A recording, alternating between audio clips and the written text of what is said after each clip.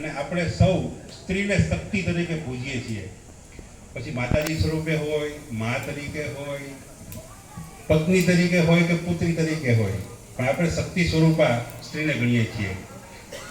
અને આજે પણ જે છેવાડાના ગામ છે, આપણું કલ્ચર છે, આજે આપણી સંસ્કૃતિ છે, તેમાં જે સ્ત્રીઓનો આપણે સમર્પણ છે એની સાથે ક્યારેય કોઈ વસ્તુ આવી નહીં શકે.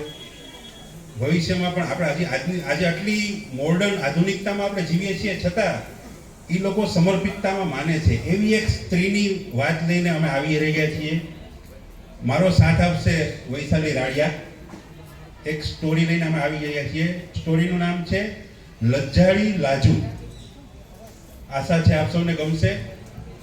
થોડું ધ્યાન કેન્દ્રિત રાખશો. વૈશાખના બળબડતા બપોરની અંગ દજાડતી લૂમાં ચોરને કાંધ મારે એવા સમયે એક પડછાયો વાયુ વેગે ચાલ્યો જતો હતો. એના મેલાઘેલા ગાગરામાં એટલા થીગડા મારેલા હતા કે એનો અસલ કલર ઓળખવો જ મુશ્કેલ હતો. અને એની ઉપર એવો જ મેચિંગ મેલો ઘેલો થીગડાવાળો પંખો અને ઓઢલું પહેરેલું હતું. કોઈ એનો પીછો કરતું હોવાનું જણાતા એણે અટકીને પાછળ જોયું, પણ કોઈ દેખાયું નહીં. એટલે એને થોડીક રાહત થઈ. રોજની જેમ થાકની સાથે સંતોષનો ભાવ એના ચહેરા પર સ્પષ્ટ દેખાઈ આવતો હતો. રસ્તામાં પડતી બજારમાંથી એણે કરિયાણું અને દવાઓ લીધી અને ઘર તરફ ચાલી નીકળી. પણ ઘરમાં પગલું માંડે ત્યાં તો ખડકીએ ઉભેલા મેઘાએ પડકારો કર્યો. લાજુડી, જ્યાં ઊભી છો ત્યાં ઊભી રહી જાજે.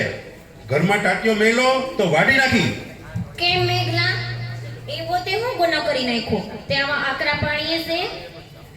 ગનો કર્યો હોય એને માલુમ જ હોય ને. હું બબડસ, મને કઈ સમજાતું નથી. જી હોય ઈ ફાટી દે એટલે પીર જાય. આખું ગામ વાતું કરતું હતું, તોય મેં કોઈ દી હાસુ ન માન્યું અને તને કાંઈ કીધું નહીં. પણ આજ તો હૈત થઈ ગઈ. હું હેત થઈ ગઈ? અરે ગામ તો રોજ વાતું કરે છે. તું શેઠને ન્યા કામ હારે બંધુય કરસ, પણ હું નહોતો માનતો. પણ આજ તો હકી આંખે જોયું છે.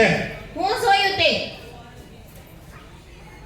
રાંડ હાલી મેં તને ઓલા શેઠ હારે કાળું મોઢું કરતા ભાઈડી છે. મેઘલા, તારી જીભને લગામ દે. હું બોલસ, એનું કઈ ભાન છે તને? મેઘો લાજુડીના વાળ પકડીને તેને ખેંચતા બોલ્યો, હા હંધુય ભાન છે. જરાય ઘાંટો ઊંચો કર્યો તો આ દતરડો લઈને જ બેઠો છું, સમજી લેજે. અહીંથી રોજ તો તું આવા મેલા ગેલા વહેમાં જાય છે અને ન્યા આજ મેં તને ફૂલ ફટાકડી થઈને શેઠના ઘરમાં ફરતી જોઈ છે. બોલ, એનો હું છે તારી પાસે કઈ જવાબ? મેઘાએ લાજુને ધક્કો મારીને પછાડી દીધી. તે દર્દથી ચીસ પાડી ઉઠી. એની આંખોમાંથી આંસુની ધાર વછૂટતી હતી. તે ઊભી થવા ગઈ ત્યાં મેઘો એની બાજુમાં આવીને તાળુક્યો. હારી, એક્સિડન્ટ પછી હું તારો ખોળો નથી ભરી શકતો. બાકી બીજી કઈ વાતે તને ખોટ રહેવા દઉં છું? તને પથારીનું હક ઓછું પડે છે તે તારે ડીલ ટાઢું કરવા શેઠ પાસે જવું પડે? ફાઇટ મોઢામાંથી. સામાન્ય રીતે દારૂના નશામાં ધૂત રહેતા મેઘાનું આવું રૌદ્ર સ્વરૂપ જોઈને લાજુને આઘાત લાગ્યો. રોજના સામાન્ય ઝઘડામાં ચૂપ રહેતી લાજુડીના ચરિત્ર પર આજે આંગળી ઉઠી હતી અને આજુબાજુમાં રહેતા બધા લોકો ભેગા થઈ ગયેલા. આજે જો એ ચૂપ રહે તો તેનો દોષ આપોઆપ સાબિત થઈ જાય એવો હતો. એ દર્દથી કણસતી હિંમતભેર ઊભી થઈ. હા શું ઈ તૈયાર થઈને ફરતી તે મને જ જોઈ હશે, પણ મોઢું કાળું કરવાનું પાપ તો હું કોઈ ભવે ન કરી શકું.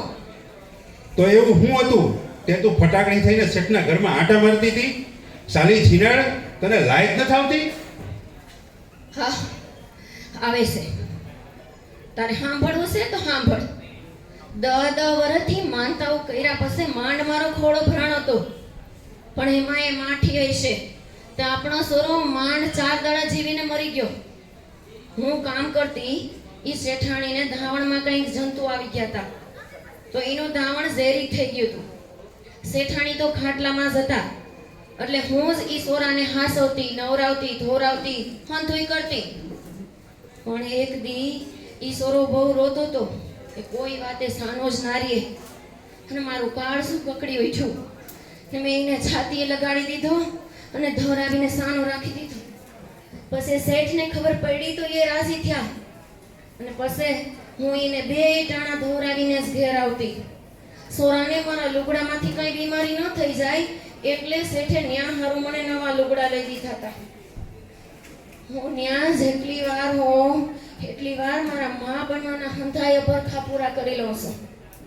શેઠ ઈ વધારાના પૈસા આપતા થયા ને ઈમાંથી જ તારો દારૂ, ડોહીની દવા અને આ ઘર હાલે છે. શેઠની આબરૂ ન જાય ને એટલે આ વાત કોઈને કહેવાની નહોતી.